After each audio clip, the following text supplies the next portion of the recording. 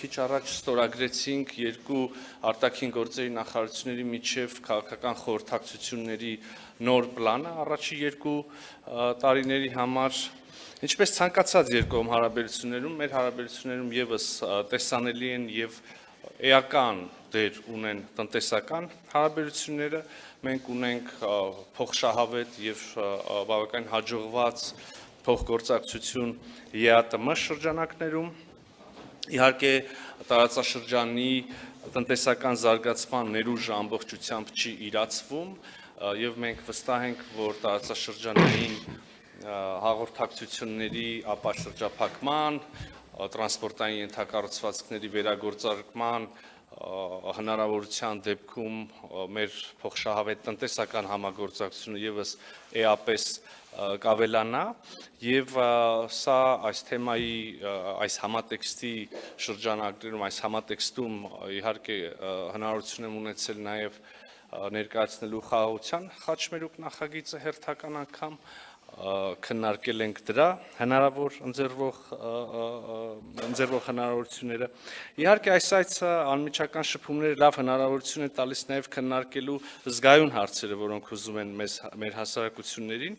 եւ այս տեսանկյունից կարևոր է օրինակ միգրացիոն ոլորտում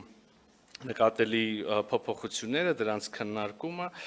պետք է կարծում եմ ջանքեր գործադրենք, որ այդ փոփոխությունը բացասական անդրադարձ չունենա մեր քաղաքացիների գործունեության, մեր բարեկամական կապերի վրա։ Անդրադարձ են կատարել նաև մեդիա ոլորտին առնչվող հարցերի, մասնավորապես առաջացող խնդիրների պարբերական եւ ժամանակին հասցեագրման, փոխըմբռնման ապահովման ուղղությամբ լրացուցիչ ջանքեր գործադրելու եւ թերևս ես կավելացնեի այդ ջանքերի միջոցով անհարկի միակողմանի գնահատականներից, միջամտություններից զերծ մնալու կարևորությունը։ Հումանիտար համագործակցության ոլորտը եւս բացառություն չի եղել այսօրվա քննարկումների առումով, երկուստեք կարևորել ենք Հայաստանի եւ Ռուսաստանի փոխգործակցության հետագա զարգացումը եւ անդրադարձել ենք այս տարվա վերջին Ռուսաստանում նախատեսվող Հայաստանի մշակույթի օրերի անցկացմանը։ Նախարար Լավրովի հետ մտքեր ենք փոխանակել նաև բազմակողմ օրակարգի հնարավոր հարթակներում փոխգործակցության հարցերի շուրջ։ Հարգելի գործընկերներ, երկկողմ օրակարգային հարցերին զուգահեռ բնականաբար անդրադարձ ենք կատարել տարածաշրջանային զարգացումներին,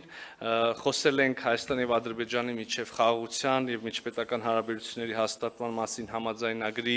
կնքման հարցում Հայաստանի հետևողական դիրքորոշման մասին, հույս ենք հայտնել իհարկե, որ այս նպատակը, այդ համաձայնագրի կնքման, ստորագրման, վայրացման նպատակը կարող է ոչ շատ հեռու ապագայում կյանքի կոչվել։ Ես ցանկանում եմ կրկին